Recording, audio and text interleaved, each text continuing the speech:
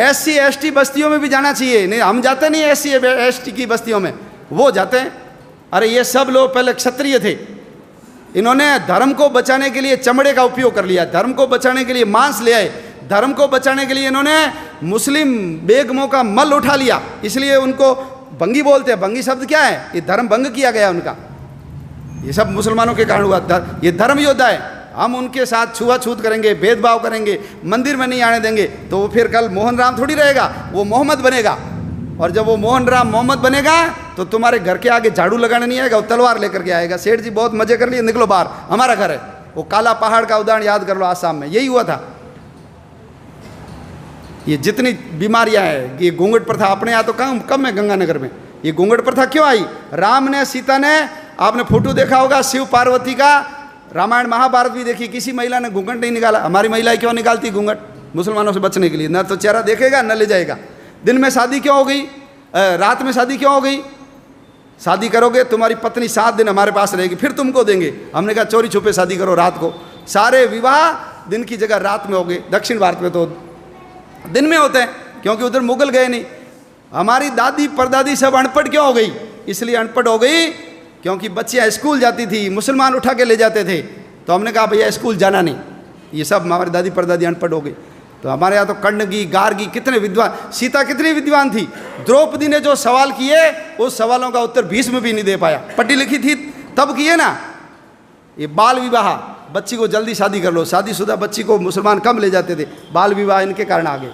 चमड़े का उपयोग, मांस का उपयोग। ये घर में लैट्रिन जाते नहीं थे, बाहर ही जाते थे। हड़प्पा मोहनजोदड़ो में कोई लैट्रिन नहीं निकली, ये जाते थे घर में, क्योंकि महिलाओं को उठा के ले जाते थे। किले से बाहर जाएगी तो घर भाग जाएगी, इसलिए किले में ही जाओ। अब बदबू आ गई तो क्या करें? इनको कहा मुसलमान नहीं बनना तो मल उठाओ। इन्होंने कहा मल उठा लेंगे, मुसलमान नहीं बनेंगे। तो ये सब धर्म योद्धा है, हम भूल गए। सुअर भी अपनी रक्षा के लिए पाला। सुअर रहेगा, मुसलमान घर पे नहीं आएगा। सुअर का तिलक लगाएगी लड़की, उसको कोई मुसलमान हाथ नहीं लगाएगा। तो अपनी रक्षा के लिए सुअर आ गया। आज जो सुअर पालते हैं हम उसको अछूत मानते हैं। ये नहीं होते तो 1947 नहीं, उससे पहले ही देश का विभाजन हो जाता। अंबेडकर जी मुसलमान बन जाते तो आप कल्पना कर सकते हो क्या हालत होती हमारी। अंबेडकर जी ने कहा ऐसे किसी धर्म में नहीं जाऊंगा जिसकी जड़ें विदेश से जुड़ी हुई है, इसलिए बौद्ध बने। कोई फर्क नहीं पड़ा, बौद्ध बने तो वही अंबेडकर जी रहे। उनके पिताजी का नाम रामजी अंबेडकर रहा, उनके गुरु का नाम महादेव अंबेडकर, कोई फर्क नहीं पड़ा। तो बौद्ध तो हमारे अवतार है। जैसे सिख परंपरा है, जैसे जैन परंपरा है, ऐसे बौद्ध परंपरा है। लेकिन है सब कौन? हम सब जाकर के मूल तो उस हिंदुत्व तत्व से जाकर के ही तो जुड़ते हैं।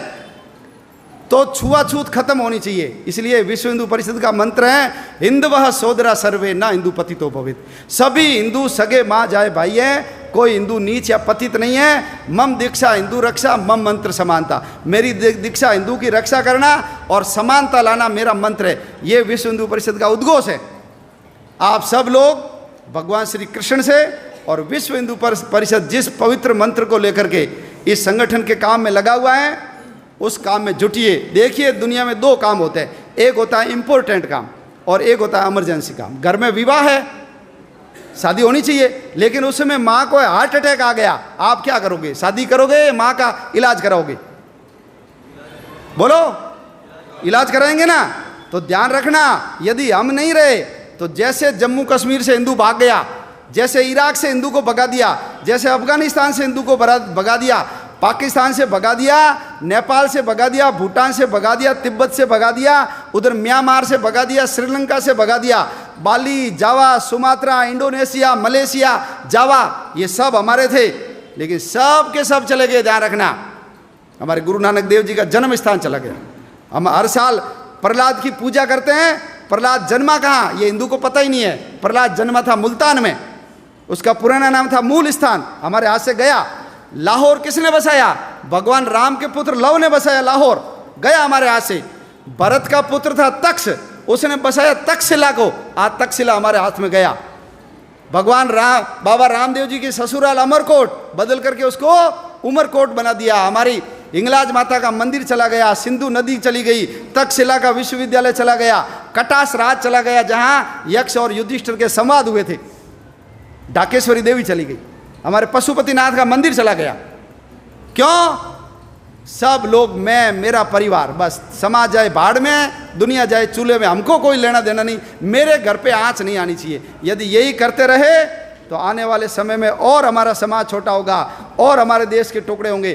हमको सबको यदि समाज को बचाना है, धर्म को बचाना है, आने वाली अपनी औलादों की रक्षा करनी है, हम तो चले जाएंगे, लेकिन चौथी पांचवी पीढ़ी सब रोएगी देखना हमको कि तुम लोगों ने सब पता था, तुम केवल मैं और मेरा परिवार पैसे के चक्कर में लगे रहे, देश समाज धर्म के काम में नहीं लगे। तो ये सब काम इंपॉर्टेंट है, लेकिन इमरजेंसी काम एक ही है, वो है हिंदू समाज को संगठित करना, देश के लिए काम करना।